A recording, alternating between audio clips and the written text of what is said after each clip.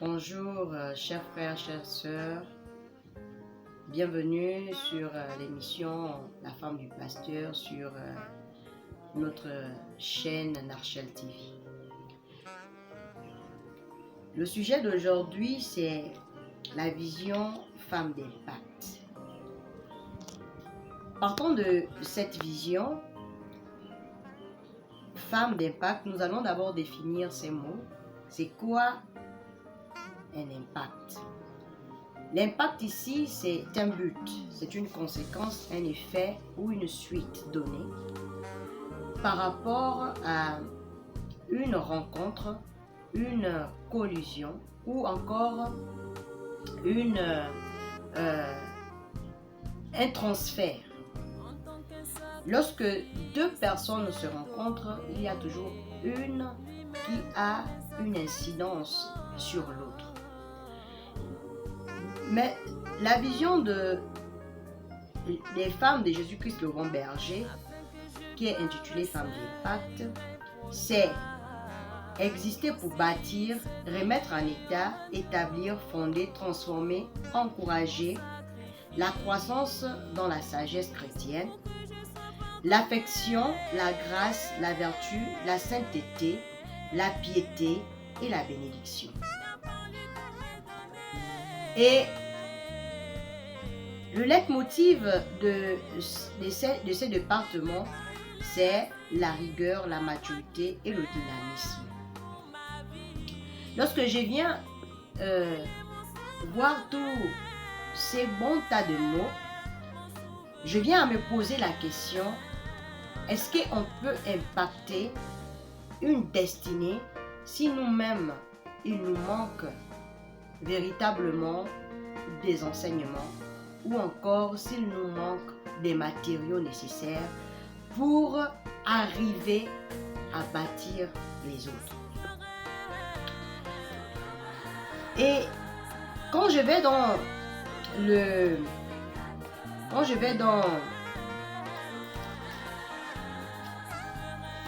verset biblique qui donne naissance, n'est-ce pas, à ces départements, qui est intitulé La femme sage bâtit son foyer, donc Proverbe 14, verset 1. On nous dit la femme sage bâtit son foyer. Et elle est censée la renverse de ses propres mains. La question que je me pose en cet instant, c'est que est-ce que on est sage tout simplement de naissance? Est-ce que lorsque nous naissons, nous devenons automatiquement sages? Nous sommes passés des mains de nos mères, des mains de nos pères, des mains de l'école, en fait, de l'éducation, pour être sages. Et lorsque nous venons dans le monde du christianisme, nous venons acquérir encore d'autres connaissances qui nous amènent à être sages. Alors si nous ne passons pas par toutes ces étapes, il est difficile pour nous de devenir sages et de bâtir notre foyer. D'où pour moi la quête de la connaissance. L'Éternel Dieu dit dans sa parole que mon peuple périt parce qu'il lui manque la connaissance. Et il ne peut avoir la connaissance que si nous nous basons sur les enseignements. Et je suis allée dans Ésaïe 58, verset 10, du verset 10 au verset 12, qui nous dit: si tu donnes ta propre subsistance à celui qui a faim, si tu rassasies l'âme indigente, et ta lumière se lèvera sur l'obscurité et tes ténèbres seront comme le midi. Voyez-vous, il y a une récompense. Lorsque tu rassasies l'âme indigente, lorsque tu donnes ton pain à celui qui a faim, tu ne peux pas donner quand tu n'en as pas. Tu ne peux pas rassasier quand toi-même tu as faim. Comment est-ce qu'on peut être rassasié? Comment est-ce qu'on peut aussi donner aux autres? On ne peut donner que ce qu'on a. on ne peut donner aux autres que ce qu'on a. Mais lorsqu'on n'en a pas, il est difficile pour nous de donner aux autres. C'est pourquoi Dieu dit, si tu donnes ton pain, ta propre subsistance à celui qui a faim, ta propre subsistance, ça veut dire que tu as d'abord cette subsistance. On ne donne pas ce qu'on n'a pas. On ne bâtit pas quand on n'a pas un matériau. Alors, et il dit, si tu rassasies l'âme indigente, et si tu rassasies l'âme indigente, ta lumière s'élèvera sur l'obscurité et tes ténèbres seront comme le midi. Au verset 11, on nous dit, l'Éternel sera toujours ton guide, il rassasiera ton âme dans les lieux arides. Qu'est-ce que ça veut nous dire? Que lorsque nous sommes dans le manque, Dieu vient nous guider, Dieu vient nous rassasier, Dieu vient ajouter ce que nous n'avons pas. Mais il ne peut pas venir ajouter lorsque nous n'avons pas d'abord commencé.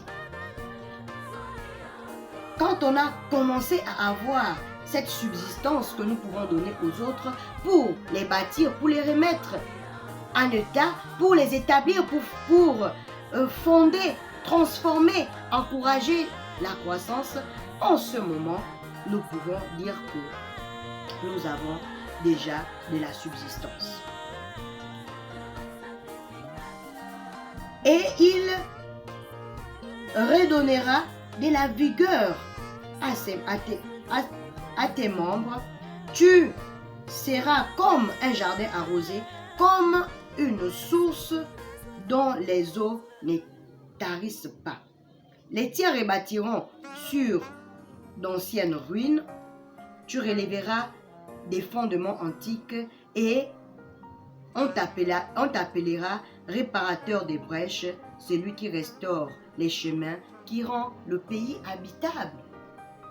Voici, c'est Jésus ici qui nous donne les matériaux nécessaires pour bâtir les autres, pour impacter les autres. Si nous n'avons pas les matériaux venus de Jésus par la force du Saint-Esprit, parce qu'il dit ce n'est pas par notre force ni par notre intelligence, mais c'est par le Saint-Esprit. Alors si nous n'avons pas Jésus, si nous n'avons pas aussi le Saint-Esprit, il nous sera difficile d'impacter notre destinée. Il nous sera difficile de remettre en état, il nous sera difficile de fonder, il nous sera difficile de transformer, encourager la croissance dans la sagesse chrétienne. Il nous sera difficile de donner de l'affection et avoir la grâce, la conférence, la vertu, la sainteté qui est ici le fait de se sanctifier, de se mettre à part pour Jésus. Parce qu'il dit dans sa parole que sans la sanctification, nul ne peut voir le royaume des cieux, nul ne peut voir Jésus. Alors, ce que nous devons faire pour être une femme sage, il nous faut des enseignements, il nous faut véritablement des enseignements pour faire asseoir d'abord notre connaissance.